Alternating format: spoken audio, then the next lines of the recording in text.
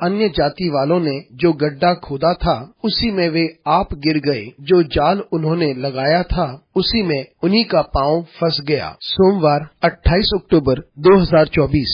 आज के मनन के लिए मैंने आप ही के लिए चुना है मत्ती अध्याय 27 और उसका 42वां वाक्य। यह तो इजराइल का राजा है, अब क्रूस पर से उतर आए तो हम उस पर विश्वास करेंगे। आपका दिन आशीषित हो। यीशु मसीह पे सामर्थ थी कि वे अपने आप को बचा सकते थे, लेकिन उन्होंने स्वयं अपने आप को कमजोर किया और सामर्थहीन किया ताकि हम बच जाएं। आइए इस वाक्य पर मनन करते हैं। आज की सुबह का विषय है वे सामर्थहीन बन गया ताकि वह हमें बचा सके। यीशु मसीह क्रूस पर चढ़ गए इसलिए नहीं कि उन्होंने कुछ किया या यह उनकी वजह से था।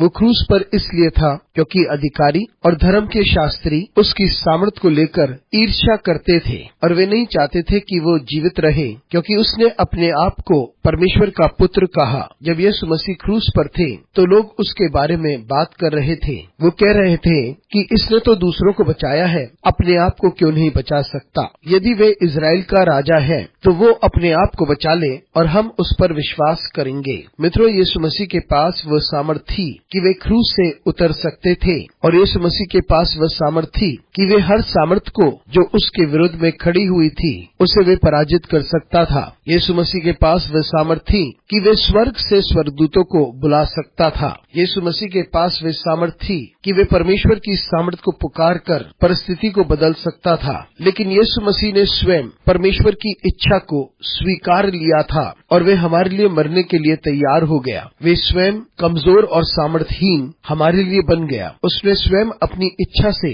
क्रूस को उठाया ताकि हम बच जाएं। उन्हें उस पर विश्वास करना था, इसलिए नहीं कि वे क्रूस से उतर जाएं। उन्हें उस पर विश्वास करना था क्योंकि उसने हमारे लिए अपनी जान दी। उस वक्त उन लोगों ने यीशु के बारे में नहीं समझा था जब वे क्रूस पर था। वो क्रूस पर इसलिए था ताकि आप और मैं बचाए जाएं। अनुग्रहकारी परमेश्वर स्वर्गीय पिता, तुझे धन्यवाद देते हैं क्योंकि तूने अपने पुत्र को हमारे लिए एक उपहार की तरह दे दिया। हम यीशु मसीह तुझे धन्यवाद देते हैं उस बलिदान के लिए जो तूने हमारे लिए क्रूस पे दी। हमारी सहायता कर परमेश्वर ताकि हम इस बात को समझ सके। यीशु मसीह के नाम से मांगते हैं, आमीन।